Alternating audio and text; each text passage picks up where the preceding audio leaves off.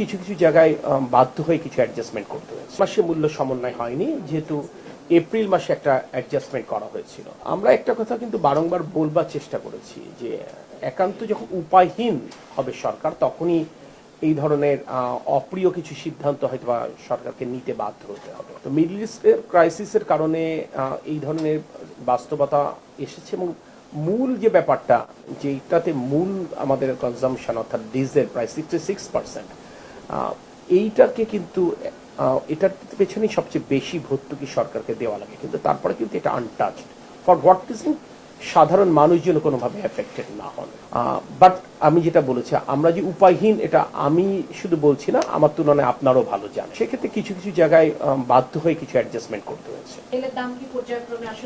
না না না না, খুব স্পষ্ট করে বলতে পারি যে আমরা তো আশাবাদী যে মিডল ইস্ট ক্রাইসিস অচিরেই রিজলভ হবে, এবং আমি খুব দায়িত্ব নিয়েই বলতে পারি যদি গ্লোবাল প্রাইস মানে শার্পলি ডিক্লাইন করে, আমরাও খুব শার্পলি এটা অ্যাডজাস্ট করবার চেষ্টা করব। এটা মনে করবার কোনো কারণ নেই, বাট অতীতের অভিজ্ঞতাগুলো আমি এটুকু বুঝি যে মানুষের সুখকর না, মানে বাড়ে যেভাবে হয়তো বা সেভাবে কমে না। কিন্তু আমি এটুকু দায়িত্ব নিয়ে বলতে পারি যদি এই ক্রাইসিস রিজলভ হয় এবং আন্তর্জাতিক বাজারে জ্বালানি তেলের মূল্য কমে আসে, আপনি নিশ্চিত থাকতে পারেন, যেহেতু এটা নির্বাচিত সরকার, জনগণের প্রতি আমাদের একটি দায়বদ্ধতা রয়েছে, সেই দায়বদ্ধতার জায়গা থেকে জনগণের কষ্ট লাঘবের জন্য আমরা তড়িৎ সিদ্ধান্ত ইনশাআল্লাহ গ্রহণ করবো। বিদ্যুতের দাম বাড়ানো নিয়ে আমরা শুনছি যে প্রস্তুত হয়ে গেছে ফাইনাল, তো সেটা কোন পর্যায়ে আছে? না, প্রথম কথা হচ্ছে ইউ আন্ডারস্ট্যান্ড যে এটা তো আসলে বার্ক এটা নিয়ে কাজ করে, আমরা কাজ করি না, এটা হচ্ছে ব্যাপার। এখানে প্রপোজাল তো অনেক কিছুই থাকতে পারে, কিন্তু দিন শেষে একটা শুনানি হয়, সেই শুনানির পরিপ্রেক্ষিতে এটা এটা চূড়ান্ত হয়।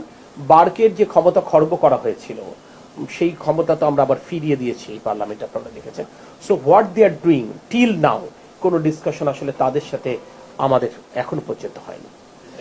এটা এটা এটা তো এটা তো অবশ্যই আপনি বলতেই পারেন, কিন্তু এ কথা তো কেউ বলছে না যে যখন জ্বালানি তেল মূল্য শতভাগ বৃদ্ধি পেয়েছিল, তখনও সরকার জ্বালানি তেলের মূল্য বৃদ্ধি করেনি।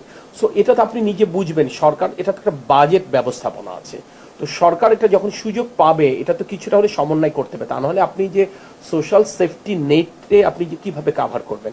আজকে আমরা বলছি যে আমরা স্বাস্থ্য খাতে বাজেট বরাদ্দ বাড়াতে চাই, আমরা বলছি শিক্ষা খাতে আমরা বাজেট বরাদ্দ করতে চাই, আমরা যে অসচ্ছল পরিবারগুলোকে আমরা ফ্যামিলি কার্ড দিতে চাই, আমরা যে কৃষকদেরকে ফার্মার্স কার্ডের আওতায় আনতে চাই।